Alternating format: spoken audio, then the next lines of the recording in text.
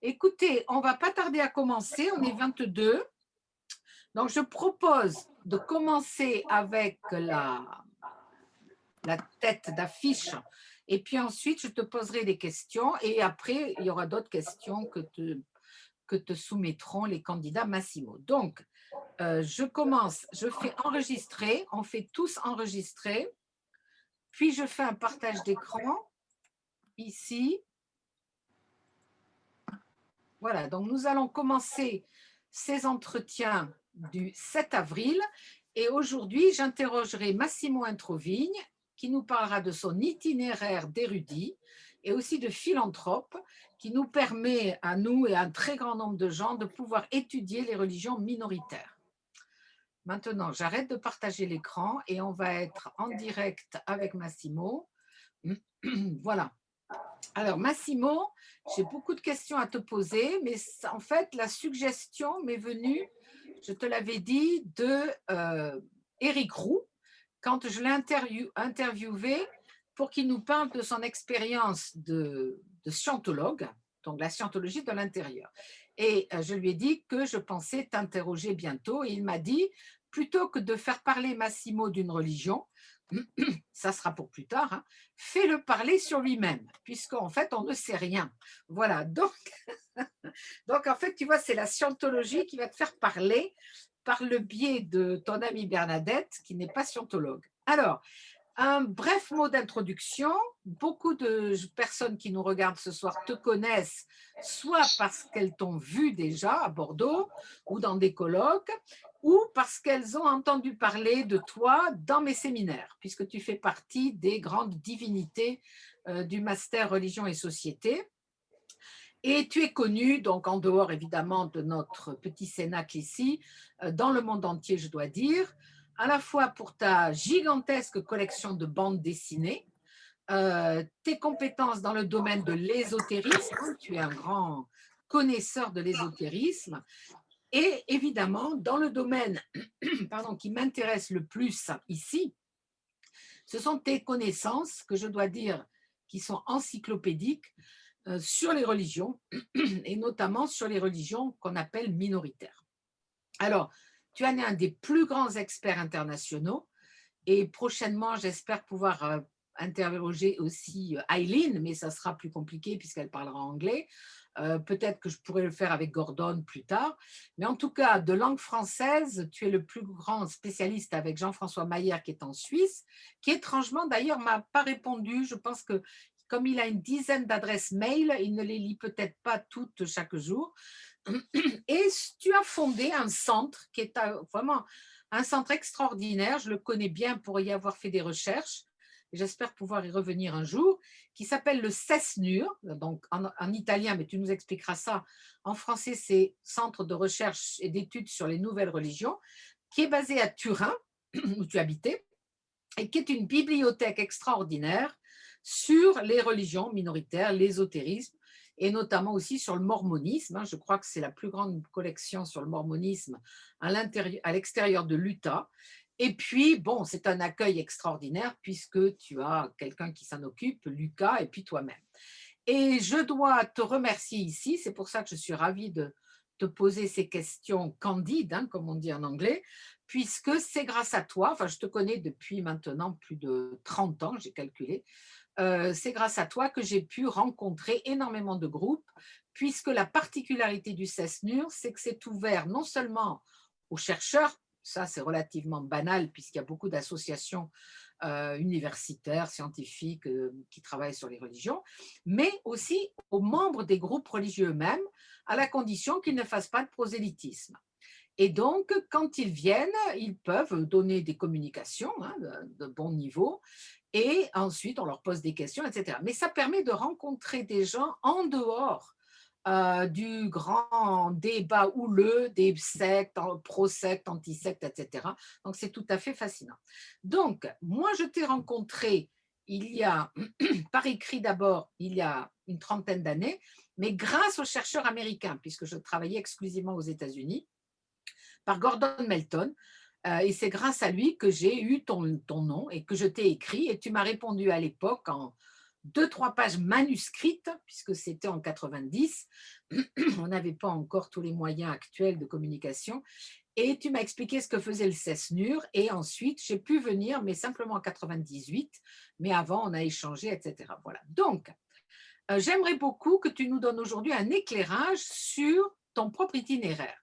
C'est-à-dire comment un petit garçon italien, né à Rome, si je me souviens bien, puis après qui s'est installé à Turin, s'est passionné pour les religions. Alors, est-ce que tu peux me répondre à ma première question, donc, qui serait, quand as-tu commencé à te passionner pour l'étude des religions?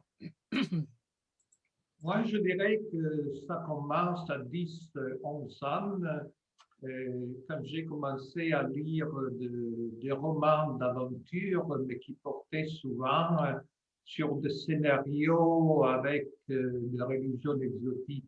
C'était du Kipling, et nous, en Italie, on avait un niveau littéraire moins important, mais très lu par les garçons et filles Emilio Salgari, qui parlait de la Malaisie. Et aussi, je lisais des romans qui portaient sur Haïti et les voodoo. Ça, pour quelques raisons, ça me fascinait beaucoup. Et puis, j'ai commencé, je pense, j'avais 11 ans, à collectionner les fascicules de l'encyclopédie des religions Hachette. Ah oui, d'accord. En Italie, toutes les semaines, c'est le livre que j'ai acheté, le premier, qui se trouve toujours dans la bibliothèque du CESNUR. Maintenant, je me rends compte qu'il y avait plusieurs erreurs dans cette encyclopédie et on pouvait s'acheter un fascicule toutes les semaines pour 100 liras ou quoi. Et donc, oui, j'avais un peu d'argent de mes parents. J'achetais bien sûr de bandes dessinées. J'ai toujours collectionné de bandes dessinées. Mais j'achetais aussi les fascicules de l'encyclopédie de religion du monde d'Hachette. Et je dis toujours que je faisais une compétition de ski. Alors, j'étais passé suivre l'école quand il n'y avait pas de compétition dans un resort de montagne, à Bardonnay, qui est de l'autre côté du tunnel du Fréjus de montagne, par les Français. Et là, j'ai eu aussi la chance qu'il est arrivé comme curé pour des raisons personnelles, quelqu'un qui avait été un diplomate du Vatican, qui parlait 4 ou 5 langues, et donc qui se passionnait à bavarder des autres religions. Il avait l'esprit très ouvert. Il ne m'a jamais découragé de m'intéresser aux autres religions, bien au contraire. Et donc, oui, j'ai commencé très tôt. Puis, quand j'étais à l'université, un peu comme toi, je n'ai pas fait ma thèse sur la religion, j'ai fait ma thèse sur les États-Unis. Et j'ai fait sur l'influence du philosophe John Rawls sur la politique américaine. Mais j'ai commencé à aller et venir des États-Unis et je me suis aussi rendu compte de l'influence considérable des religions dans la politique américaine, dont les Mormons à Utah et le révérend Moon, qui alors était l'un des grands souteneurs et amis, soutien, non, souteneur ça signifie autre chose en français, soutien du Parti républicain. Il venait de fonder un quotidien pour soutenir les républicaines dans le côté est des États-Unis où il n'y avait que des quotidiennes démocrates. Ce qui se fait que comme je commençais à collaborer avec l'Université de Turin dans le domaine de la sociologie du droit, la sociologie politique, après avoir publié un livre sur John Rawls, qui était après tout ma thèse, mon deuxième livre, c'était sur le révérend Moon et le troisième sur le Mormon. Donc, j'ai trouvé qu'il y avait une niche qui c'était au début l'influence de nouveaux mouvements religieux sur la politique, mais en général une niche sur le nouveau mouvement religieux qui était très peu exploitée. Et c'est après avoir publié ce premier livre que j'ai rencontré notamment Jean-François Maillère Et donc, alors que je donnais parfois des cours à l'université, mais je travaillais aussi comme avocat, il n'y avait pas de grande possibilité à l'université pour un emploi à plein temps dans ce domaine à l'époque en Italie, ni peut-être d'ailleurs aujourd'hui. J'ai fondé le Cesnur en 1988 avec Jean-François Maillère. Et la première réunion de Cesnur, c'était moins de 10 personnes. Et ensuite, sont venus Eileen Barker de Grande-Bretagne et Gordon Melton des États-Unis. Presque immédiatement, ils ont déjà participé au troisième colloque de Cesnur, car on en avait fait deux en 88, en 89. Et grâce à Eileen Gordon, qui connaissait tout le monde dans le domaine de chercheurs de langue anglaise, qui s'intéressait au nouveau mouvement religieux, le Cesnur a pu devenir une association qui prenait en liaison quelques centaines de spécialistes dans le monde entier. Et les colloques ont toujours lieu dans des universités jusqu'à 2019. On n'a pas eu le colloque 2020, mais c'est la première année à cause du Covid et on n'aura pas de colloque 2021 à cause du Covid. Mais sinon, chaque année, on a eu un colloque. Et de là, alors, j'avais l'ambition de constituer une encyclopédie de religion en Italie qui n'existait pas. Et j'ai commencé donc à classifier les mouvements religieux, les religions. Je me suis aperçu qu'il y en avait certes qui étaient plutôt magiques, donc j'ai créé cette catégorie des nouveaux mouvements magiques sur laquelle des autres ont écrit, notamment Antoine Fèvre en Sorbonne, qui était plus ou moins d'accord avec cette catégorie, mais donc j'ai introduit cette distinction, nouveau mouvement religieux, nouveau mouvement magique, et donc j'ai commencé à faire des colloques sur l'ésotérisme aussi. Notamment, je me rappelle un très beau colloque que j'ai co-organisé avec Umberto Eco et Antoine Fèvre dans le lieu à San Leo. Cagliostro avait été mis en prison et où il était mort, au moins de croire qu'il n'est jamais mort, il est toujours en vie, mais là c'est une autre question. Alors, au début, en réalité, il y avait toujours des sessions d'ésotérisme dans le colloque de Cesnur, mais je dois dire que l'étude de l'ésotérisme avec la génération suivante à celle d'Antoine Fèvre, donc les Wouter Hanegraaff et autres Marco Pasi, qui d'ailleurs a commencé un peu avec moi, ils ont donné de l'essor à l'étude de l'ésotérisme occidental et donc ils ont fondé une association séparée, la Société européenne pour l'étude de l'ésotérisme occidental, qui fait ces colloques qui sont de colloques très bien organisés et très populaires. Donc, je dirais que qui ne s'intéresse qu'à l'ésotérisme ne viennent plus au Cesnur, ils vont à l'SV. J'y vais moi-même, je suis membre de l'SV moi-même. Il faut introduire, je pense, seulement un autre élément, c'est-à-dire que, comme tu le sais très bien, tu as écrit un excellent article à propos de l'étude de la scientologie dans Implicit Religion, qui vient de paraître. Quand on s'intéresse à des mouvements que nous on appelle le nouveau mouvement religieux ou les nouvelles religions, mais des autres appellent de sectes, il y a de conflits. De conflits qui ont eu une véritable explosion en Europe après l'affaire du Temple solaire, donc dans les années 90, ce qui a fait que l'approche... Excuse-moi, Massimo. Est-ce que tu peux, pour ceux qui ne connaissent pas, dire 3 mots sur le temple solaire? Oui, le temple solaire, c'était un groupe fondé à l'origine en Belgique et au Québec, mais qui après s'est répandu dans des autres pays, notamment en Suisse et en France. Il est toujours resté un groupe très francophone quand même, et qui était un groupe ésotérique, qui faisait partie d'une grande famille de groupes ésotériques, le néo-templarisme, ceux qui veulent reconstituer l'ordre du Temple et qui pensent que l'ordre du Temple au Moyen-Âge possédait des secrets ésotériques. Mais l'ordre du Temple solaire en particulier pensait aussi que la fin du monde allait venir, qu'il y aurait eu de catastrophes horribles.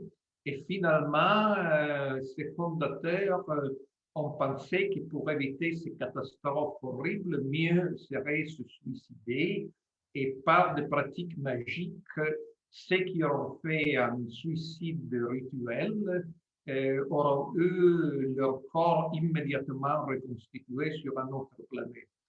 Et donc, ils ont organisé l'un de ces suicides de masse, suicides d'homicide, car les enfants, évidemment, ne voulaient pas se suicider, ils ont été tués, originairement en Suisse et au Québec, et après un an, ils l'ont refait à nouveau en France, près de Grenoble. Et ce qui a généré une énorme émotion en Europe, car le suicide collectif, il y en avait eu des autres, évidemment, Johnstown, par exemple, à une échelle bien plus grande, mais c'était des choses américaines. Que cela puisse se passer en Europe, ça semblait très bizarre, mais aussi ce qui semblait bizarre, c'est que dans les médias, la secte, c'est un groupe de gens marginaux, de pauvres gens. Alors qu'ici, il y avait par exemple en France le fils de Jean Voirnet, le champion de ski, et en Suisse, il y avait des hommes d'affaires importants, un journaliste économique, un avocat connu, et même Miss Suisse. Donc, c'était, je dirais, un mouvement ésotérique haut de gamme dans le sens que c'était des gens normalement riches. Il y avait deux, trois gens qui étaient pauvres, qui faisaient fonction de chauffeurs, mais c'était une minorité. En majorité, c'était de bons bourgeois. Ce qui a étonné les médias, qui donc ont commencé à parler de lavage du cerveau. Et tout ça, bref, le temple solaire a eu la même fonction que Johnstown aux États-Unis et a fait lancer des enquêtes parlementaires et des autres initiatives politiques contre les sectes. Et à ce moment donné, comme les chercheurs universitaires et autres professionnels ont dit mais non, vous vous trompez, il y a eu un affrontement très dur entre les mouvements anti-sectes soutenus par certains gouvernements, notamment en France, moins en Italie ou au Royaume-Uni, et les chercheurs. Ce qui a fait, par exemple, que deux colloques de Chesnure, notamment à Bordeaux, ont été contestés par des antisectes et sont nés de sites Internet avec la seule fonction d'attaquer les universitaires nommés apologistes de sectes.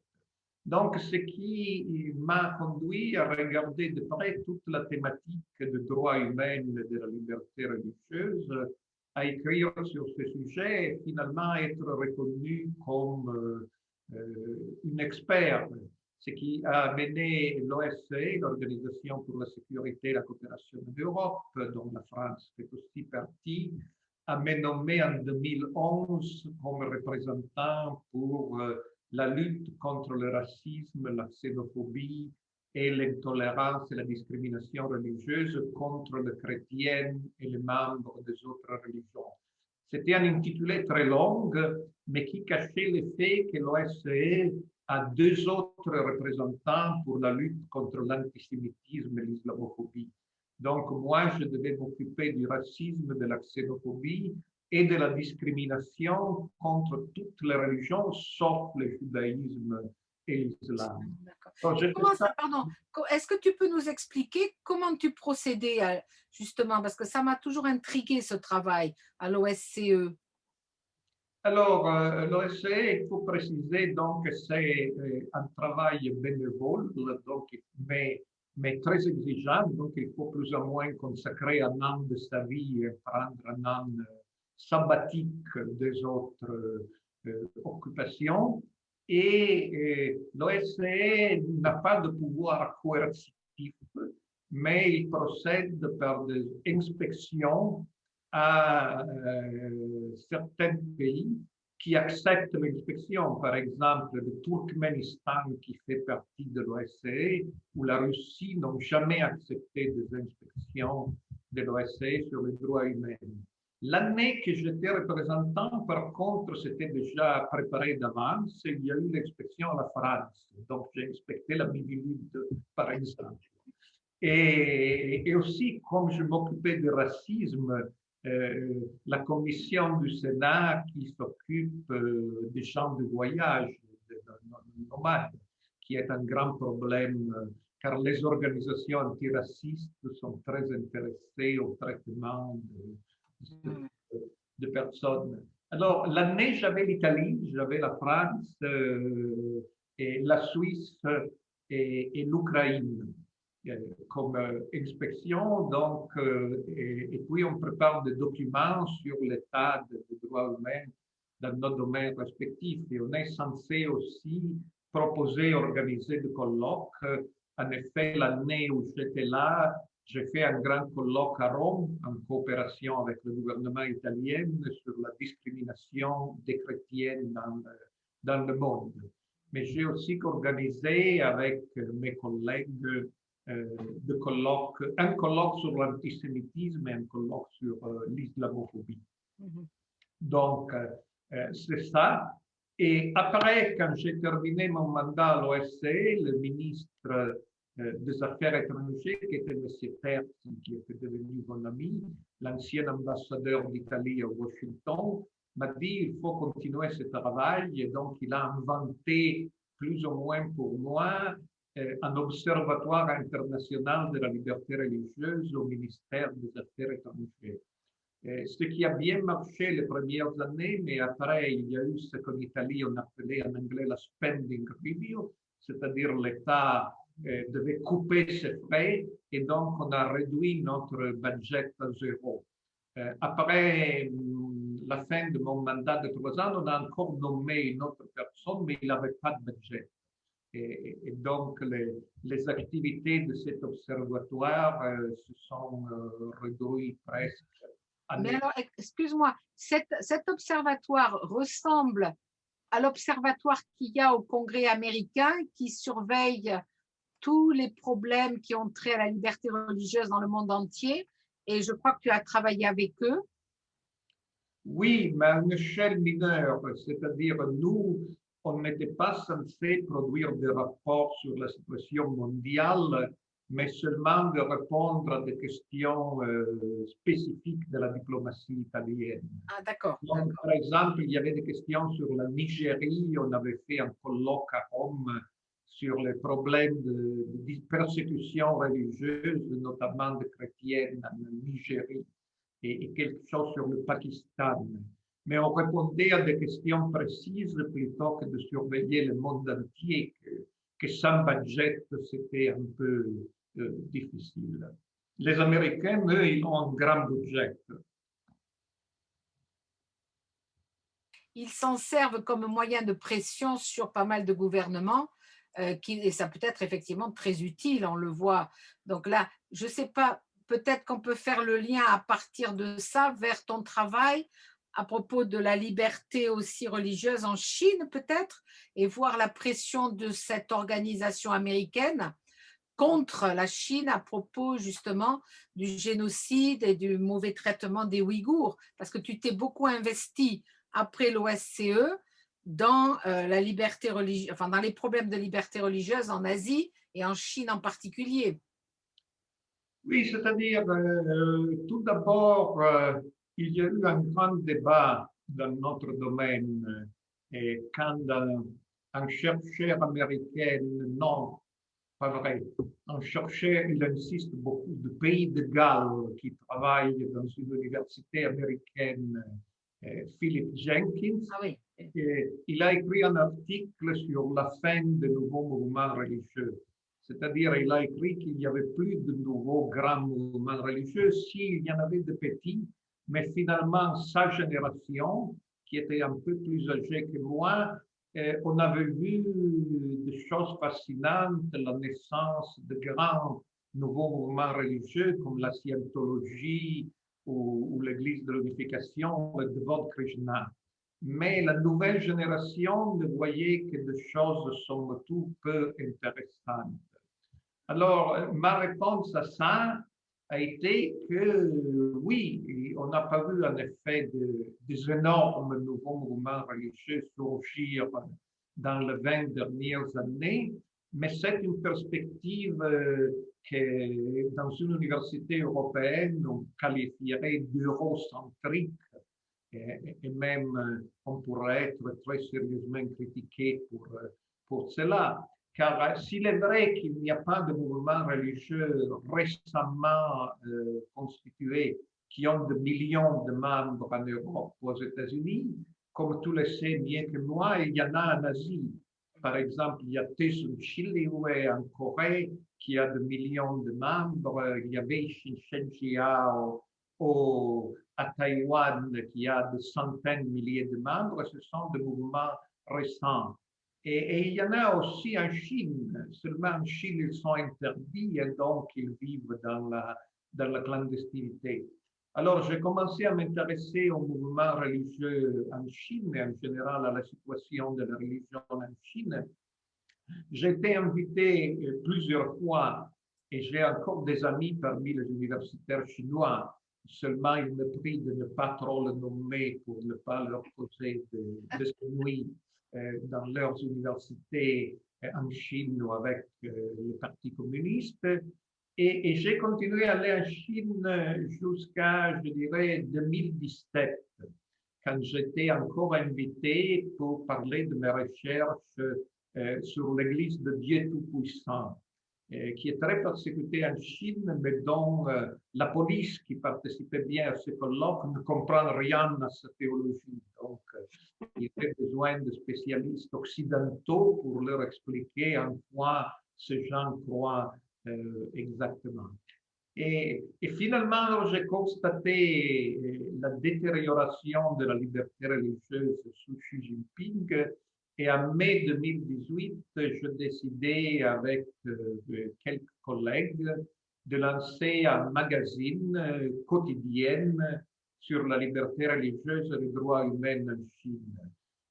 Au début, on avait beaucoup d'ambition car on publiait ces quotidiennes en 8 langues, y compris le français, mais le coût de traduction était très haut et bien supérieur aux donations, car nous, on a toujours eu beaucoup de lecteurs, mais pas assez, je dirais, de donations. Les gens lisent, mais il y a beaucoup de compétition, je me rends compte, dans le domaine du droit humain pour les donations. Donc, les donations ne permettaient pas de publier dans 8 langues. Donc, finalement, l'année passée, on a décidé de ne publier qu'en anglais, en se disant aussi que maintenant, il y a des outils électroniques pour ceux qui ne parlent pas l'anglais pour lire en traduction.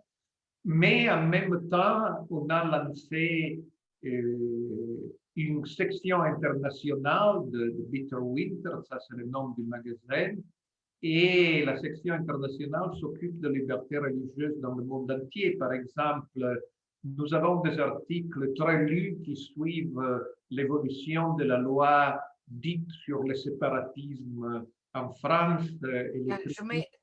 Tu vois, Massimo, j'ai partagé l'écran pour Oui. Bitter Winter. Tu vois, là, voilà, ça c'est les articles sur la loi en France. Voilà. Oui, donc la loi en France, on la suit, les antisectes et tout. Donc, on ne parle que de la Chine. Mais sur la Chine, nous avons eu un succès considérable, même étonnant, qui est dû sans doute au fait que nous avions un réseau de citoyens journalistes en Chine risque d'aller en prison et il y a eu 45 personnes qui ont été mises en prison pour le crime de collaboration avec Peter Winter et il y en a qui sont toujours en prison. Nous avons pu publier des scoops, par exemple, toujours que quand la BBC a fait son service sur les Ouïghours, comme il n'existe pas, sauf que sur Peter Winter, de vidéos à l'intérieur de camps de concentration au Xinjiang, ils ont dû demander à nous. Et c'est le même chez le CNN ou Al Jazeera ou des autres, et même, comment ça s'appelle, la France internationale. Oui.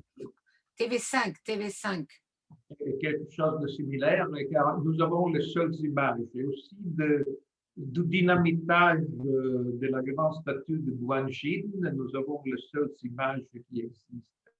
Donc, à cause de ça, nous sommes devenus presque incontournables. Par exemple, tu parlais du rapport du département d'État des États-Unis sur la liberté religieuse. L'année passée, dans la section Chine, Peter Winter est mentionné comme sûr 74 fois, alors que le New York Times n'est mentionné que 17 fois. Car il y a beaucoup de petites et grandes informations sur la Chine que ce n'est que nous que diffusons à l'échelle internationale. Alors, petit à petit, on voudrait faire quelque chose de similaire sur des autres pays. Notamment, on a commencé à publier régulièrement sur le Pakistan, mais je pense que l'expansion que nous pouvons avoir, c'est dans le fait de parler de pays autres que la Chine. Car les traductions, ça coûte beaucoup d'argent et c'est de l'argent qu'on a dû conclure que les gens qui pressent le bouton donation ne nous donnaient pas de façon suffisante. Et pour la Russie, justement, tu as organisé en septembre un colloque en ligne sur les problèmes que subissent les témoins de Jéhovah en Russie. Et tu travailles beaucoup sur la Russie, sur les problèmes alors des témoins de Jéhovah, mais aussi de tous les groupes qui ne sont pas les groupes officiels Église orthodoxe, bouddhisme, islam. Est-ce que tu peux nous expliquer un petit peu comment tu travailles avec les Russes? Alors là, il y a une différence car en Russie, on n'est pas mis en prison si on critique certaines mesures et même les Russes continuent de nous inviter de temps en temps. On peut faire des colloques et même des colloques organisés par l'Église orthodoxe russe. Avant le Covid, j'y participais encore, on n'était pas d'accord, mais il y a quand même une différence avec la Chine. On n'est pas mis en prison et on peut s'exprimer. Il y a parfois des accidents. Dans l'un de ces colloques qui était organisé par le ministère de la Justice, quand j'ai commencé à parler des témoins de Jéhovah, comme par hasard, le micro a cessé de fonctionner. Donc, ça peut arriver en Russie, mais on n'est pas mis en prison. Donc, il y a quand même, en Chine, il y a des risques physiques, il y a des gens qui disparaissent. Et donc, même si en vérité, même après que j'ai commencé Peter Winter, j'ai encore reçu des invitations à me rendre en Chine, mon ministère des Affaires étrangères a toujours dit qu'il ne faut surtout pas le faire. En Chine, comme on voit avec quelques Canadiennes, on est pris en otage, accusé d'espionnage, et puis on reste en prison jusqu'à nouvel ordre. Donc, c'est pas la peine de prendre le risque pour aller en Chine. Mais en Russie, on peut encore y aller. Et je dois dire que même dans l'Église orthodoxe, il y a des opinions différentes sur les minorités religieuses. Il y a des fanatiques comme le fameux Alexandre Dvorkin qui considèrent comme des sectes un peu tous les non-orthodoxes, y compris les musulmans et les hindous. Mais il y a des évêques jeunes, par exemple, qui ont des attitudes plus ouvertes vers les autres religions. Mais c'est vrai qu'en Russie, tout cela est beaucoup mêlé avec la politique.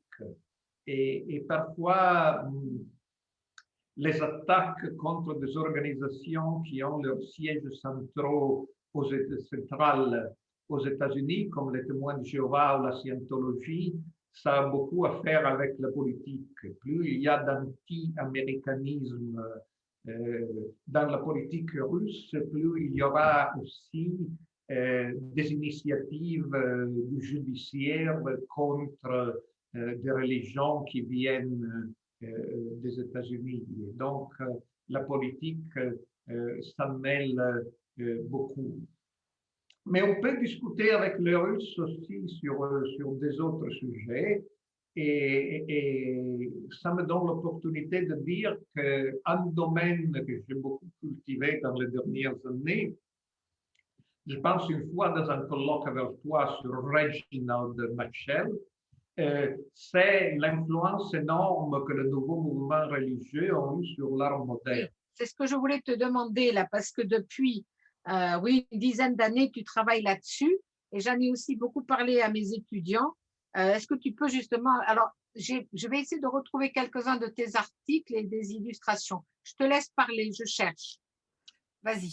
Non, oui, là, il y a une discussion qui avait été commencée par, je pense, Eileen Barker il y a une dizaine d'années ou plus. Elle nous suit, Aileen, elle nous regarde. Hein. C'est sur la contribution positive de nouveaux mouvements religieux à la culture et à la société. Et alors, je me suis dit que le domaine où le nouveau mouvement religieux ont donné une contribution extraordinaire, c'est l'art moderne, l'art, la musique, le théâtre. Et quand on a commencé à dire ça, il y a eu de résistance, notamment dans, je dirais, chez les critiques d'art. J'ai écrit un article notamment sur un certain Sixten Ringborg, qui était un professeur finlandais d'histoire de l'art, et qui était d'ailleurs totalement athée. Il n'avait aucune sympathie pour la religion, mais il a publié déjà en 1970 les premiers articles sur l'influence de certains nouveaux mouvements religieux sur Kandinsky. Et le pauvre homme a eu des réactions féroces contre ces articles et son livre, car le marchand d'art avait peur que d'associer Kandinsky aux sectes faisait baisser le prix de Kandinsky. Et les musées, les archives Kandinsky à Munich, non seulement lui ont interdit l'entrée, mais finalement ont été fermés de crainte que les universitaires découvraient un peu trop la correspondance de Kandinsky avec Rudolf Stein et sa sympathie pour Blavatsky. Et donc la réaction a été féroce. Voilà, on voit Peggy Guggenheim qui était absolument contre au fait qu'on parlait des relations des artistes qu'elle soutenait avec la théosophie ou l'anthroposophie ou le spiritisme. Je dirais que cela est fini, car maintenant, même le musée Guggenheim a organisé des exhibitions sur l'ésotérisme et l'art moderne. Et donc, pour certains mouvements comme la théosophie ou le spiritisme ou le Rose-Croix, il va de soi qu'il a eu une grande influence sur l'art moderne. Mais c'est un peu plus difficile d'étudier le fait que, par exemple, la scientologie aussi a eu une influence sur l'art moderne, notamment en Allemagne. Et il y a des artistes cutting edge post-modernes comme Helmrein qui sont des scientologues.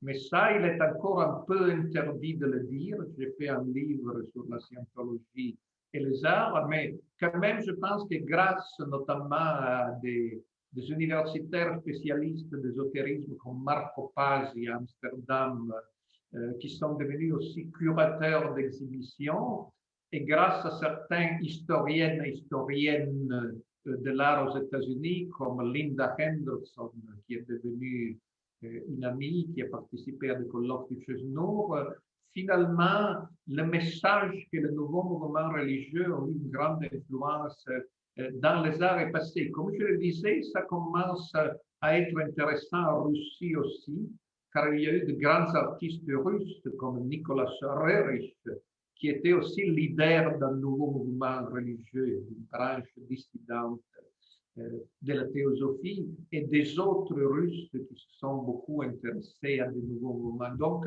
là, c'est en moyenne de parler de nouveaux mouvements religieux en dehors de la controverse sur le secte. Mais c'est vrai que de parler de l'art et de la scientologie, c'est encore quelque chose qu'on ne peut pas faire partout.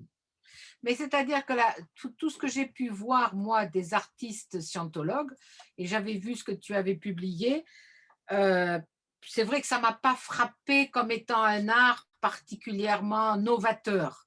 C'est pas du Kandinsky, c'est pas du Mondrian, c'est pas du Matchel. Alors c'est vrai que c'est peut-être. Et puis il y a peut-être aussi toujours l'opprobre qui tombe sur les gens si on les dit scientologues. Alors ils doivent effectivement pas trop se recommander parfois de la scientologie. Je sais pas, c'est peut-être ça le problème. Qu'est-ce que tu en penses? Bon, on peut ne pas aimer Hellwein, mais il faut se rappeler que Hellwein, un jeune artiste scientologue, a quitté l'Autriche car le climat contre le scientologue était très fort et donc il s'en est allé en Irlande. Mais il y a quelques années, l'Albertina de Vienne a consacré à Hellwein une exhibition qui était l'exhibition d'un artiste vivant plus visité dans l'histoire d'Albertina. Tiens. Effectivement, Hellwein, on peut ne pas aimer son photoréalisme. Je le montre là, je vais le montrer. Regarde, c'est ça, c'est lui là. Je crois que c'est lui, non? Non, non, non, ça c'est une jeune femme qui a fait un portrait de moi. C'est toi, oui, mais c'est pas. Alors attends. Non, là, C'est pas ça, d'accord. Ça, c'est un truc voilà, de la scientologie. D'accord, non, ça y est pas, t'y es pas. Non, non. D'accord. c'est un jeune artiste qui a fait quelque chose de moi, mais voilà, c'est pas difficile de.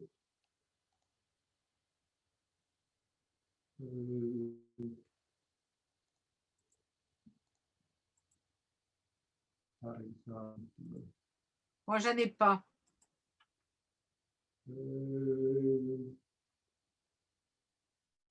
J'ai ton travail sur Harris et sur Machel, mais pas le reste. Donc, tu as quelque chose, toi, oui? Comme... Voilà. Ah oui, d'accord. Là, c'est très typique. Alors, c'est Adolf Hitler, Jésus-Christ. Donc, ce n'est pas quelque chose pour faire plaisir aux chrétiens. Mais là, on l'appelle le photoréalisme. C'est-à-dire, ce sont des choses qui ressemblent à des photos, mais qui ne sont pas des photos. Ce sont des peintures, en effet. Et alors, une fois, il racontait que aux États-Unis, on voulait lui faire payer la taxe sur l'importation de photographies et il ne parvenait pas à persuader le douanier que ce n'était pas de photographies, c'était de peinture. Donc, on appelle ça le photoréalisme. Et effectivement, la polémique qu'il fait contre le nazisme, c'est une polémique qui a beaucoup à faire avec la scientologie, car il insiste beaucoup sur la collaboration des nazis avec les psychiatres. Tu peux expliquer un petit peu plus? On en a parlé avec Éric Roux, qui nous a bien expliqué que dans la scientologie, on ne pratiquait pas la psychanalyse et qu'il y avait, on sait, une guerre ouverte entre les enfin, de la part des psychanalystes contre la scientologie également. Mais tu peux expliquer un petit peu pour les personnes qui n'auraient pas suivi? Oui, là, je pense que c'est un thème très intéressant, car quand Hubbard a publié La Dianétique, il a eu un grand succès. Et aux États-Unis, c'était vraiment un grand best-seller. Et ça a beaucoup inquiété les psychologues psychiatres qu'elles se sont dit que des gens essayent de trouver des solutions à leurs problèmes psychologiques par eux-mêmes, en lisant le livre et en appliquant les techniques de Kuba. Et plus tard, quand il a fondé la scientologie, en se rendant à des églises de scientologie. Donc, les psychiatres et psychologues ont vu ça sous l'angle d'un exercice abusif de la psychologie par des gens qui ne faisaient pas partie des associations reconnues, donc une compétition déloyale, une concurrence déloyale. Ce qui a porté un choc très fort entre la scientologie et le psychiatre et autres psychologues. Et finalement, la scientologie a continué, notamment en organisant des études de dégâts de la psychiatrie aussi, de certains médicaments, notamment les antidépressifs. Et les antidépressifs ont un grand marché mondial. Donc, c'est cela qui explique comment c'est fait que de sociétés pharmaceutiques sont parmi les grands ennemis de la scientologie et ceux qui parfois financent les campagnes à la télévision, dans les médias contre la scientologie. Alors, je ne dirais pas que de dénoncer les psychiatres et les antidépressifs, c'est l'activité principale de la scientologie, mais quand même, c'est quelque chose qu'ils font. Et par exemple, il a aussi publié des études historiques sur le fait que les psychiatres ont collaboré avec les nazis, ils ont fait des expériments à Auschwitz en utilisant les juifs, et notamment Weil, en tant qu'artiste, il a illustré un peu cela, et ce qui a provoqué aussi de grandes controverses en Autriche, en Allemagne et ailleurs, d'autant plus que certains de ces psychiatres se sont reconnus et ont de dire que oui, c'était vrai qu'il avait fait ça, mais tout le monde le faisait à l'époque.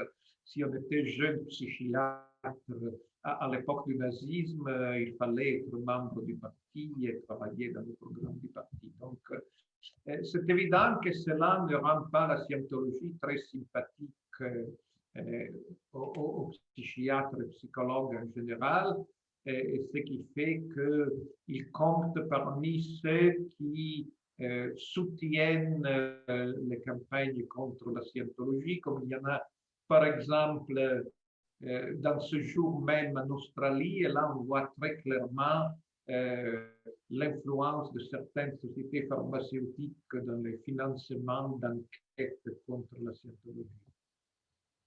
Oui, oui, ça. Alors, justement, là, c'est très intéressant ce que tu dis parce que j'ai des questions. Molly Chatali, que tu connais, mais qui, je crois, n'a pas pu encore se connecter parce qu'elle travaille, m'a suggéré de te poser deux questions et je vais te les poser qui c'est lié à tout ça. Elle te demande, quelle stratégie peux-tu nous expliquer que tu as développé pour ne pas être influencé ou intimidé par certains contextes géopolitiques. Alors, tu as parlé de la Chine, de la Russie, ça on en a parlé, mais également des mouvements anti-sectes qui sont financés, comme tu le dis, par divers autres groupes, hein, lorsque tu fais tes recherches. C'est-à-dire comment, alors il y a une autre question aussi que je vais te dire, quelle est la stratégie donc que tu as mise au point pour ne pas te laisser influencer et surtout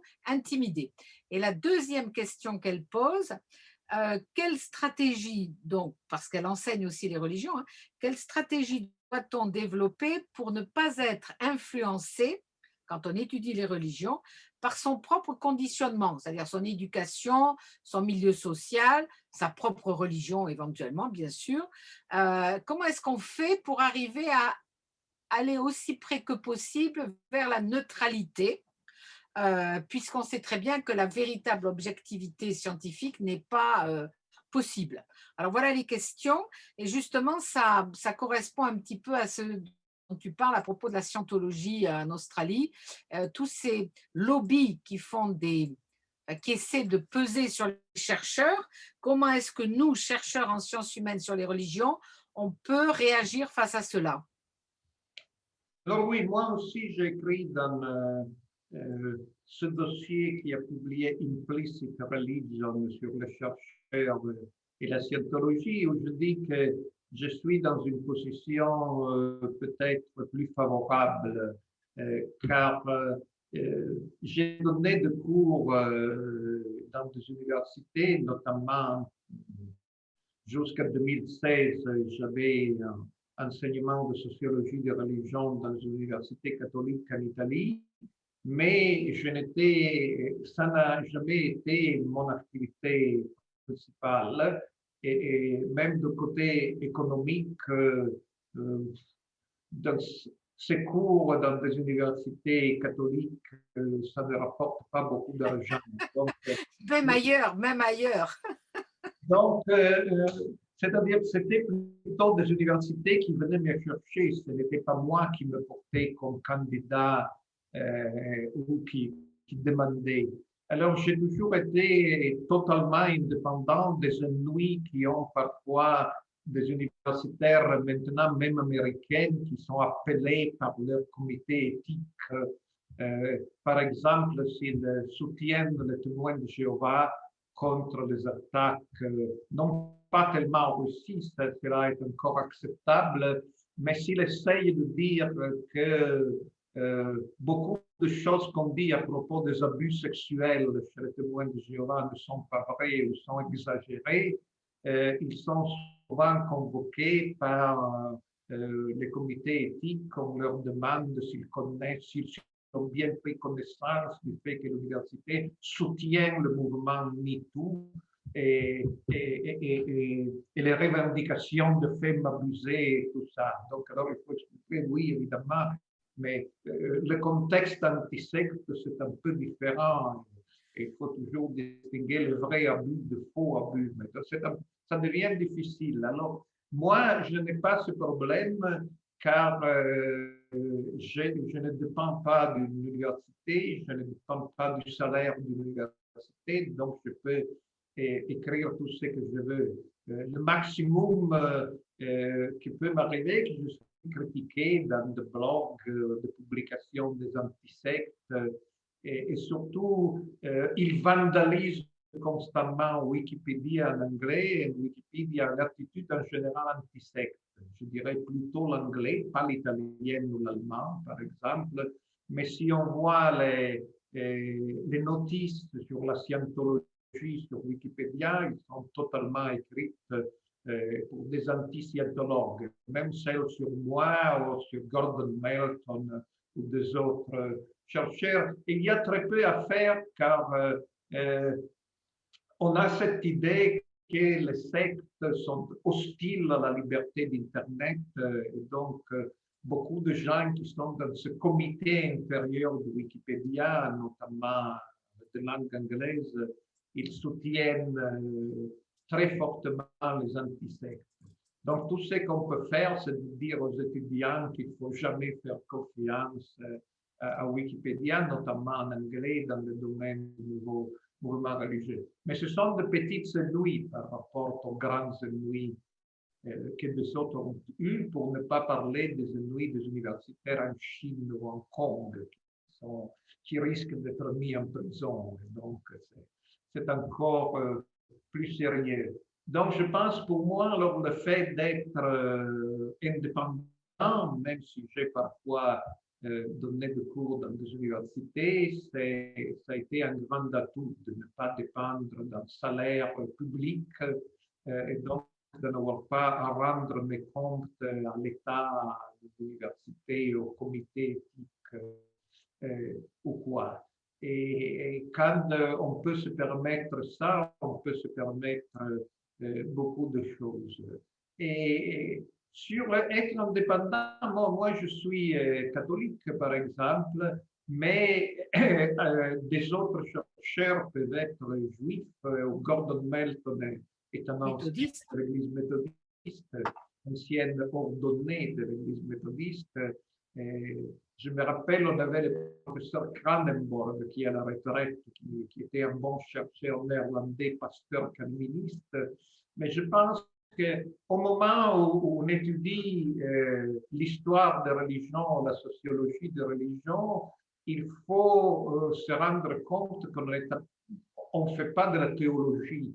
Donc, il ne faut pas se demander si ces religions sont vraies ou fausses. Là, c'est un problème intéressant pour les théologiens. Alors, je ne sais pas, je ne suis pas moi-même théologien. Et donc, moi, je dirais, par exemple, comme tu le mentionnais, que les Raéliens croient que nous avons été créés par les extraterrestres, mais je n'ajouterai pas que cela est faux ou que cela est vrai. C'est aux lecteurs de tirer leurs conclusions et de se faire leurs opinions. Donc, au moment, on doit décrire ce qu'on voit et ce qu'on lit et laisser le jugement de valeur et le jugement de vérité théologique à des autres disciplines. Et je pense aussi, et là, toute la discussion sur la scientologie de Implicit Religion, ça vient beaucoup du livre de Donald Westbrook, mais aussi un peu de ton article, long article, c'est presque un livre, 100 pages que tu as publié sur la scientologie de The Journal of Chasdor, ce qui montre qu'on ne peut pas étudier les religions, les nouvelles religions, mais ni même les religions majoritaires dans les livres. Par exemple, quelqu'un qui lirait le catéchisme de l'Église catholique et penserait de connaître l'Église catholique se tromperait, car s'il prend la peine de visiter des paroisses, des écoles catholiques, de bavarder avec les catholiques réels, il se rendrait compte que tout n'est pas dans le catéchisme et tous ne sont pas forcément d'accord avec le catéchisme. Mais la foi vécue de catholique, c'est autre chose que le livre. Et on a de la difficulté à faire comprendre aux gens que le même est vrai pour la scientologie. On ne peut pas étudier la scientologie que sur le livre.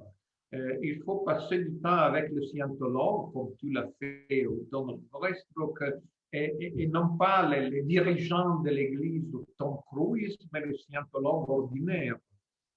Donc, voir quelle est la vie de gens qui pratiquent la scientologie et qui, normalement, ne sont pas à plein temps dans la scientologie. Ce sont des gens qui vont faire des cours de la scientologie, mais qui seraient des docteurs ou des avocats ou des artistes ou des employés de la municipalité. Et qui vont à l'église de scientologie comme des autres vont à l'église catholique. Mais si on ne parle pas avec ces gens, on n'aura pas vraiment le sentiment de qu'est-ce que la scientologie.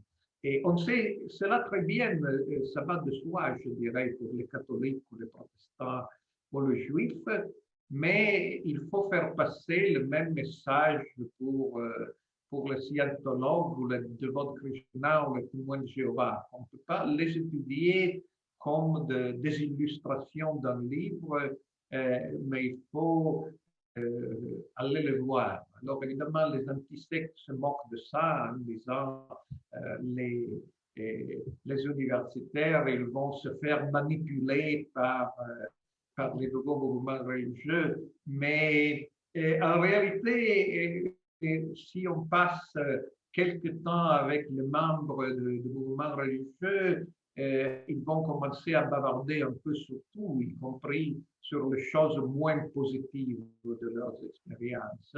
Et donc, je pense que si on a des outils de nos disciplines, que ce soit la sociologie ou l'histoire de la religion ou l'anthropologie, on ne sera pas dupe de villages Potiomkin qui pourraient être montés par telle ou autre nouvelle religion. Et du reste, on peut être aussi dupe des anciens membres des antisectes qui ne présentent que les côtés négatifs qui existent bien, mais ce serait un peu comme étudier la famille en ne parlant qu'avec des gens qui sortent d'un divorce. Il faut aussi parler avec des gens qui sont heureusement mariés pour parler de la famille, ou parler de l'Église catholique seulement avec les ex-prêtres. Ils ont évidemment droit à être entendus, mais il faut aussi parler avec les prêtres qui demeurent dans l'Église et sont heureux d'y rester. Donc, alors, encore une fois, ce sont des méthodologies qui sont évidentes. On n'a même pas besoin d'en parler pour les églises majoritaires, mais quand on parle de nouveaux mouvements religieux, tout d'un coup, il semble qu'il faut les étudier avec une méthodologie spéciale. Oui, c'est très intéressant ce que tu dis parce que ça correspond évidemment à ce qu'on fait en principe quand on travaille avec toi. Et j'ai essayé d'inculquer ça aux étudiants. Et alors, est-ce que tu pourrais justement, comme exemple, nous parler d'un de tes derniers travaux publiés quand tu as écrit ton livre sur les frères de Plymouth, les Plymouth Brethren, et les darbistes? Est-ce que tu peux un peu nous en parler?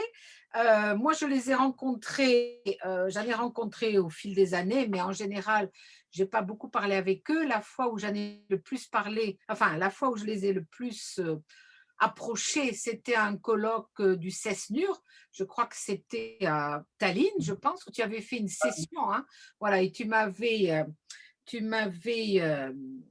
mise comme, je sais pas, comme président, enfin, disons, directrice de l'atelier. Et je trouvais ça très intéressant. Puis tu as fait ton livre qui est très bien. Est-ce que tu peux nous expliquer un petit peu d'abord, je pense que beaucoup de gens ici ne les connaissent pas, et puis comment tu as fait ton travail, puisque c'est comme dans tous tes travaux, à la fois érudit sur leur histoire, parce que tu as une capacité à absorber l'histoire des mouvements d'une façon tout à fait surprenante et surtout une capacité à la restituer avec une précision dont je suis toujours incapable. Et puis, tu parles aux gens, tu expliques, tu montres ce qu'ils font, leur impact, etc. etc. Est-ce que tu peux nous donner ça comme exemple? Et après, je pense qu'on passera aux questions du public, s'il y en a. Oui, alors j'ai fait récemment 2 livres avec Oxford University Press qui n'ont en commun qu'une chose, que je me suis penché sur des groupes traditionnellement fermés et qui, pour des raisons tout à fait différentes, n'aiment pas beaucoup ou n'aimaient pas beaucoup de s'ouvrir à des gens qui ne sont pas membres de leur mouvement. Alors l'un, c'est les frères plymoutistes et les autres, c'est l'Église de Dieu Oui, Tout-Puissant. oui, Il y a une relation entre les deux, oui. Oui. Ah, car tous les premiers membres de l'Église de Dieu Tout-Puissant étaient tous membres d'un mouvement chinois qui s'appelle le Crieur de Shouders. Et la tradition de Shouders, ça remonte au schisme chinois des frères plymoutistes, justement. Donc il y a de différences énormes, mais il y a aussi, je dirais, une origine dans le darbisme. Et voilà, tu dans peux expliquer, voilà, tu peux l'expliquer à nos amis. Alors oui, on parle beaucoup de fondamentalisme, mais je dirais que l'origine du fondamentalisme protestant, c'est dans un théologien irlandais, John Nelson Darby. Et il était d'une bonne famille et il était donc curé de l'Église d'Angleterre, donc de l'Église d'Irlande, qui est une branche de l'Église d'Angleterre. Mais à un moment donné, il s'est dit que cette église et un peu toutes les églises chrétiennes, alors c'était l'époque du darwinisme, de la critique biblique avancée, tout ça, il s'est dit que toutes ces églises avaient été empoisonnées par des idées progressistes qui venaient de l'extérieur du christianisme et qui étaient en train de le ruiner. Alors, comme beaucoup d'autres gens qui ont étudié notamment aux États-Unis, il se dit qu'il faut restaurer l'Église chrétienne primitive. Et tout au début, il avait une théologie très ouverte. Dans cette Église primitive, on pouvait inviter tout le monde. Mais comme il arrive souvent dans l'histoire de religion, l'idée de mettre ensemble toutes les églises chrétiennes n'a pas marché. Évidemment, les gens n'ont pas accepté son message. Et donc, il est devenu de plus en plus fermé. Et finalement, il est arrivé à dire que la seule église chrétienne authentique était la sienne. Bon, rien de très original, on le trouve dans l'histoire du christianisme presque dans tous les siècles, dans tous les nouvelles dénominations. Et chez les darbistes, ils se sont produits plusieurs divisions. Les chercheurs notamment utilisent un système qui avait été créé par le census américain, qui parlait de frères 1, 2, 3, 4, 5 sites jusqu'au numéro 10. Et mon étude, c'est sur le frère 4, qui ont constitué quelque chose qui s'appelle l'Église chrétienne plimoutiste, diffusée aussi en France. Mais en France, il y a aussi les frères 3, qui sont une autre branche, même si très similaire dans la théologie. Il faut dire, attends, pardon, je te coupe une seconde. C'est pour les Français, c'est les frères de Plymouth, la ville anglaise. Hein? Voilà. Il y a je dirais les 3 et 4, ce sont ceux qu'on appelle les frères étroits, c'est-à-dire ceux qui sont plus conservateurs, alors que le 1 ou 2 sont toujours de conservateurs, mais moins conservateurs. Et donc, une théorie distinctive de frère 4 et aussi de frère 3, d'ailleurs, c'est que le repas, c'est quelque chose de religieux, même les repas qu'on fait en famille, le déjeuner ou le dîner, c'est quelque chose de religieux. C'est ce qui rappelle Jésus-Christ qui dînait avec ses apôtres. Et donc, en tant qu'acte religieux, seulement les fidèles peuvent participer.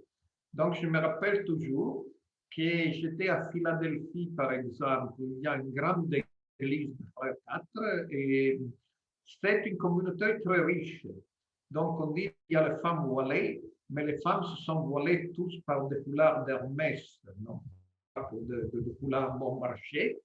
Et j'ai été reçu par le président de l'église, un monsieur qui avait une villa très, très élégante. Et il avait préparé un repas avec tout ce qu'on pouvait s'attendre, le jambon, les fromages de Philadelphie. Mais au moment où je me suis assis, ils sont allés tout dans le jardin, car ils n'ont pas le droit de déjeuner avec l'infidèle. Et donc, ce qui est très curieux, et il y a peu de monde pour le savoir, c'est que par contre, les services religieux à l'intérieur du chapitre sont ouverts aux non-membres. Donc, j'ai le droit de participer au service. La seule interdiction pour le non-membre, c'est qu'il ne peut pas prendre de photos, malheureusement. Mais je ne peux pas manger avec le frère. Mais cela dit, le frère, comme d'ailleurs à un moment de son histoire, l'Église de Dieu Tout-Puissant chinoise, ils ont compris que comme il avait beaucoup d'ennemis, il était beaucoup attaqué, que les universitaires ne sont pas leurs ennemis. Et donc, de s'ouvrir à quelques universitaires, notamment Bernard Doherty en Australie, ou moi-même, c'était une bonne idée, ou Eileen Barker en Angleterre, mais avant elle, Brian Wilson, qui était vraiment le premier qui l'ont peu accueilli chez eux. L'idée de s'ouvrir à des chercheurs universitaires de bonne foi qui n'avaient nullement l'intention de se moquer de leurs pratiques ou de les attaquer, c'était surtout une très bonne idée, car les universitaires ont commencé à produire des livres ou des articles sur eux et aussi d'éclaircir certains malentendus qui existent. Comme quand un groupe est très fermé, il est facile d'avoir des soupçons, d'avoir de malentendus. Et là aussi des ex-membres agressifs qui publient des bouquins. Et ils sont visés par le mouvement anti-secte, notamment en Australie où ils sont un groupe très important. Et donc, je les ai visités, j'ai visité leurs écoles. Et à propos des écoles, donc, il y a aussi des anecdotes. car dans les écoles américaines que j'ai beaucoup visitées, je pouvais souvent déjeuner avec les professeurs. Car c'est vrai qu'il ne mange pas avec les infidèles, mais par exemple, il accepte d'avoir des professeurs qui ne sont pas membres de frères, ce qui est parfois nécessaire, car pour être professeur, il faut être qualifié. Et il n'est pas obligatoire que dans chaque endroit où il y a des frères, et normalement une école de frères, il y aura des frères qualifiés pour être professeurs de littérature ou de maths ou de géographie. Et donc, il faut souvent prendre des professeurs à l'extérieur qui n'auront pas le droit de manger avec leurs élèves.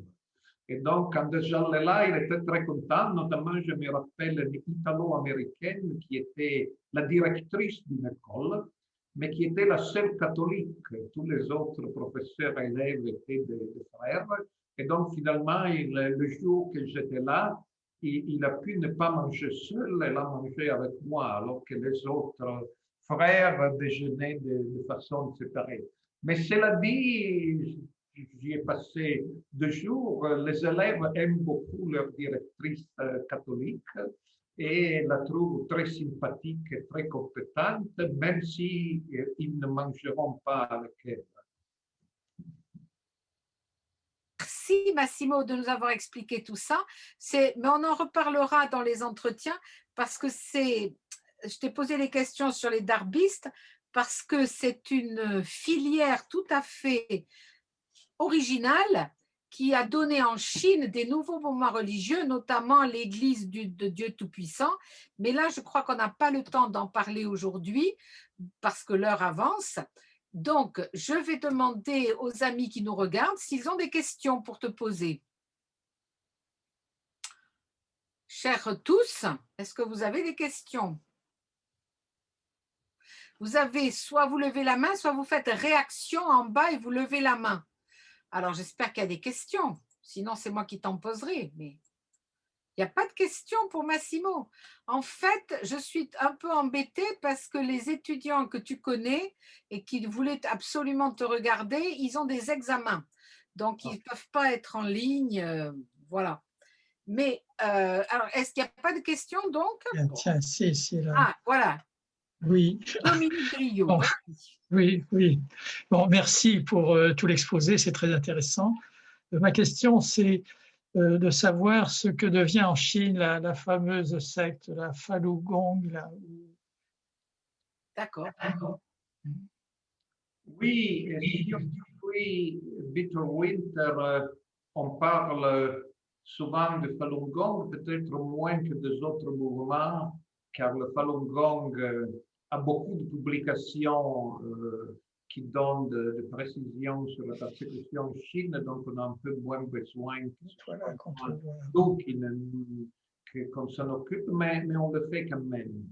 Alors, le Falun Gong est né comme un mouvement qui était plutôt bien vu du Parti communiste, et car il n'était pas considéré comme religieux, mais plutôt comme un mouvement qui faisait la promotion de la culture, de la gymnastique, de la médecine traditionnelle chinoise.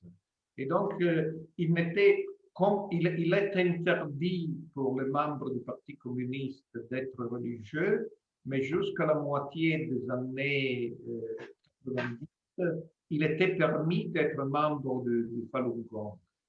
Seulement, ce qui est arrivé, c'est que le Falun Gong a eu une croissance extraordinaire, avec des dizaines probablement de millions de membres, y compris des autres cadres du parti, et il a pris un certain pouvoir. Donc, quand des matérialistes dialectiques purs et durs ont écrit des articles dans des journaux du parti qui c'était de la superstition, ils ont organisé de grandes démonstrations de rue à Pékin, et notamment ils sont pénétrés avec leurs manifestations dans le quartier près de la cité interdite où vivent les grands dirigeants du parti, ce qui est totalement interdit, et qui finalement a persuadé Et les autorités du parti à prendre des mesures contre le Falun Gong, à l'interdire en 99 et à commencer à arrêter systématiquement ses dirigeants et ses membres. Il y a quelques années, ils ont déclaré que le problème Falun Gong était plus ou moins solutionné, c'est-à-dire tous les dirigeants étaient soit en prison, soit aux États-Unis ou en Australie, et il y avait plus beaucoup de membres en Chine. Mais cela n'est pas complètement vrai, car je suis la presse chinoise. Tous les matins, je lis la presse chinoise. Quand je me lève, car il y a toujours quelque chose d'intéressant pour Bitterwinter. Et il est souvent question de procès contre de membres de Falun Gong, même pendant le Covid. Nous avons publié un article récent car le Falun Gong a une méditation spéciale pour renforcer les défenses immunitaires, ce qui rendrait plus difficile d'attraper le Covid-19. Et cette méditation s'est beaucoup répandue en Chine.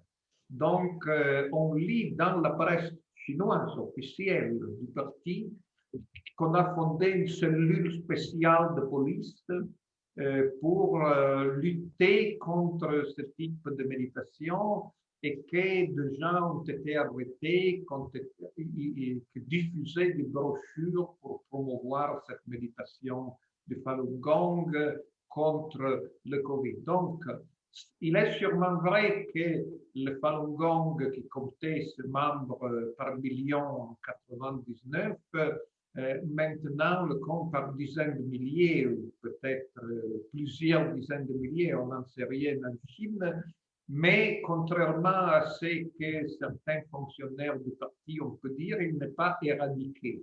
Il existe encore de façon clandestine. Et il est intéressant que même en période de Covid-19, il y a des gens qui ont accepté l'idée que les exercices de la méditation proposés par Falun Gong sont bons par la défense immunitaire et donc peuvent de quelque façon protéger du Covid. Ce qui a amené le Parti communiste à lancer une nouvelle propagande contre les méfaits du Falun Gong. Cela dit, je pense que, et c'est un fait statistique, que maintenant la majorité des descentes de police et de procès en Chine se font contre l'Église du Dieu Tout-Puissant, qui a un peu remplacé Falun Gong comme l'ennemi numéro un de ce qu'il y a un office spécial qui a changé de nom plusieurs fois pour la lutte contre le Sejao. Sejao s'est traduit par secte normalement en Occident, mais c'est une notion très ancienne. Et il y a un beau livre d'une certaine professeure chinoise qui enseigne à Londres, Mandarin and Heretics, publié par Brill, sur l'histoire de la notion de Sejao, qui commence dans le Moyen-Âge. C'était les anti-bouddhistes qui appelaient Sejao le bouddhisme. Alors, Sejao, ça veut dire des enseignements hétérodoxes. Et l'hétérodoxie était mesurée d'un côté d'un point de vue théologique, mais surtout d'un point de vue politique. C'était quelque chose que l'empereur n'approuvait pas. Et donc, le Parti communiste a hérité de cette notion de Sejao et la pratique d'établir des listes de Sejao qui sont largement politiques de l'Empire et puis de la République. Donc, c'est quelque chose qui a des racines millénaires. Et même si la Chine invite parfois des antisectes français ou américains ou russes dans l'idée du même combat contre le secte, en réalité, les campagnes chinoises contre le Sejao ont une tradition millénaire et ils ne peuvent pas être complètement comprises avec le paradigme de la lutte antisecte en France ou même en Russie. Est-ce qu'il y a d'autres questions? Oui, parce que si vous pouvez faire réaction la main qui se lève. Sinon, pour conclure, est-ce que tu pourrais justement, puisque tu as parlé là un petit peu de l'Église de Dieu Tout-Puissant. Attends, il y a quelqu'un qui a levé la main. John. Ah, pardon, il y a quelqu'un qui lève la main? Oui, c'est Meg. Ah, pardon, Meg. Pardon, mais normalement, ça s'affiche et là, ça ne s'affichait pas. Je vous laisse poser la question, Meg. Alors, merci beaucoup pour toutes ces informations. J'avais une question qui risque de paraître un peu indiscrète, mais quelque chose que vous avez dit tout à l'heure m'a interpellée parce que vous avez parlé de liberté au niveau de vos recherches. Et je sais que vous avez écrit pas mal de livres, mais n'étant pas attaché à une université, comment est-ce que vous avez réussi en fait à vivre de votre profession? Alors, moi, là, oui, c'est une décision que j'ai prise, je pense, en 79. J'étais alors, on s'appelait lecteur en Italie. J'étais attaché à l'université, maintenant, en tant que je m'occupais de politique américaine. Et j'ai décidé qu'on ne pouvait pas vivre avec des remboursements de l'université. Et donc, j'ai décidé, comme j'avais 2 titres universitaires en réalité, un titre en philosophie et un autre en droit, d'exercer aussi la profession légale dans un grand cabinet européenne qui est spécialisée en propriété intellectuelle. Et donc, j'ai toujours eu 2 chapeaux et je disais, ce qui me donnait à vivre, c'était en réalité la propriété intellectuelle. Et les autres activités, c'était pas vraiment payante. Oui, évidemment, il y a eu des droits d'auteur pour le livre, mais on sait bien qu'on ne vit pas de droits d'auteur. Au moins d'écrire des nouvelles, des romans, comme le savait bien mon ami Umberto Eco, qui écrivait des livres sur la sémiotique ou l'ésotérisme, qui ne rapportait pas beaucoup d'argent. Et finalement, il a décidé d'écrire un roman, Le nom de la rose, et il est devenu très riche grâce au succès du roman. Donc, il faut écrire des romans. Sinon, le droit d'auteur ne rapporte pas beaucoup. Donc, oui, moi, je dirais que j'ai vécu de ma profession légale. Et jusqu'à ça, je fais toujours quelque chose, mais très peu. Et même si je consacrais, je dirais, en gros la moitié de mon temps à écrire des livres, à étudier la religion, c'était l'autre moitié que soutenait cette partie-là. Et je dois dire, hein, encore une fois, c'est pour ça que je me suis amusée à l'appeler philanthrope, c'est que tous les livres du CESNUR, c'est Massimo qui les achète avec son argent. Bon, bien sûr, il y a ceux qu'on lui envoie, mais sinon, c'est lui-même qui paie également, si je me souviens bien, Luca qui travaille dans cette bibliothèque, parce qu'il y a des fonds parfois qui arrivent et qui arrivaient de la région du Piémont, hein, je crois, mais très, très peu. Donc, en fait, c'est vraiment Massimo lui-même qui fait vivre cette entité qui est cette bibliothèque et puis ce réseau de chercheurs et quelques personnes qui travaillent pour diffuser les informations. C'est vrai, avec la crise économique, ça devient de plus en plus difficile. Mais oui, la collection de livres du CESNUR, c'est ma collection. Évidemment, c'est 70 000 volumes, donc on ne peut pas la garder dans une maison. Et donc, il y a un bibliothécaire qui travaille. Et moi, ce que je fais maintenant, je ne vis plus à Turenne, je vis sur les collines en Toscane. Et moi, le livre, j'ai établi ce système. Le nouveau livre, il arrive à moi, je le lis, je le mets dans des boîtes, et puis quand il y a 4 ou 5 boîtes, ils partent à Turenne à la bibliothèque. Et donc là, c'est la façon de... Et quand j'étais même dans des coins hier, je regardais à la maison et puis je le portais en bibliothèque quand je les avais lus. Mais oui, ça coûte de l'argent et en plus, j'ai des autres collections, notamment une grande collection de bandes dessinées, une collection de fascicules populaires. Par exemple, pour des Français, il est peut-être intéressant, j'ai une grande collection sur tout ce qui se rapporte à Fantomas. Et les éditions, les premières éditions de Fantomas, ça coûte assez cher. Oui. Je témoigne hein, qu'il a une collection absolument incroyable avec des éditions évidemment originales et tout ça, c'est tout à fait impressionnant. Bon, mais écoutez, il est 19h30 en France et en Italie aussi, je pense, pas en Angleterre, mais bon. Et je propose, s'il n'y a pas d'autres questions, qu'on te remercie, Massimo. Alors, on ne va pas applaudir hein, parce que ça ne servirait pas à grand-chose. Mais je te remercie infiniment d'avoir accepté de jouer le jeu des entretiens. Voilà, tu as tout le monde qui fait les petites mains. Et de toute façon, on se reverra en ligne l'an prochain parce qu'on va continuer ces entretiens. Et là, pour parler peut-être d'un groupe particulier, etc. Moi, j'ai été moi-même interrogée par une amie à propos de Desun Jiliwe. Donc, il va y avoir bientôt en ligne mon interview. Mais bon, tu connais Desun Jiliwe aussi bien que moi, sinon mieux.